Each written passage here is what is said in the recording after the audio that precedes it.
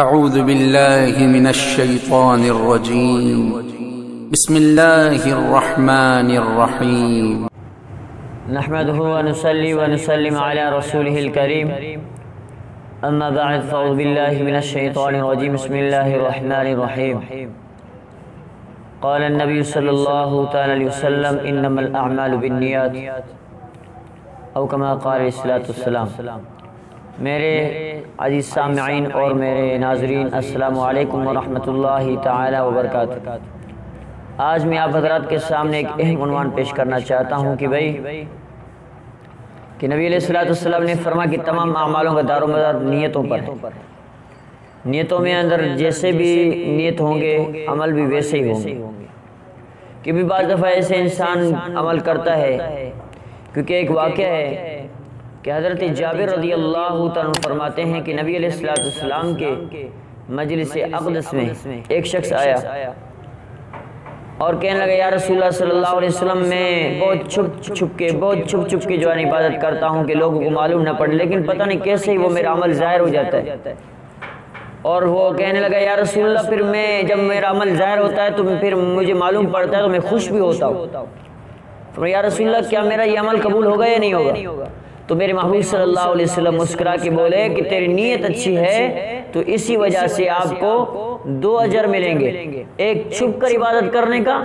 اور دوسرا تیری عبادت ظاہر ہو گیا تو اس پہ جتنے لوگ عمل کریں گے اس کا آپ کو ثواب ملتا رہے گا۔ یعنی کہ جو شخص نیک عمل کرتا ہے، نیک کام کرتا ہے، اور جب اس کا وہ نیک کام لوگوں کو پسند آ جائے اور لوگ اس کام کو کرنے لگیں، اب جس نے جس کام کو شروع کیا ہے تو اس کا ثواب اس شخص کو ملے گا جس کا کام وہ ہے، جو کرتا رہا ہے۔ اب عزیزان محترم، ایک شخص نماز پڑھ رہا ہے اور لوگوں نے اس کو دیکھ کر نماز پڑھنے لگے، ایک شخص خیرات کر رہا ہے اور لوگ دیکھ کر اس کو بھی خیرات کرنے لگے۔ اب جس شخص نے نماز کی شروعات کی ہے یا مسواک لگانے کی شروعات کی ہے یا پھر اور کوئی ایسی سنت نبی علیہ الصلوۃ والسلام کی زندگی جو دنیا میں وہ سنت بالکل ہی جو ہے نا ختم ہو چکی ہے، وہ سنت دنیا میں ختم ہو چکی ہے، تو نبی علیہ الصلوۃ والسلام نے ایسے شخص کے فرمایا کہ اس شخص نے ایسے موقع پر میرے کسی بھی سنت کو زندہ کیا کہ وہ میری سنت بالکل ختم ہو چکی ہو، پھر اس نے اسی سنت کو زندہ کیا تو آقا انعامدار صلی اللہ علیہ وسلم نے فرمایا کہ اس شخص کو بھی 100 شہیدوں کے برابر ثواب ملتا ہے۔ اور تمام عملوں کا دار و مدار نیتوں پر ہے۔ اس کا ایک واقعہ پیش کرتا ہوں کہ بھی حضرت امام ابن مالک اپنے سند میں لکھتے ہیں کہ ایک شخص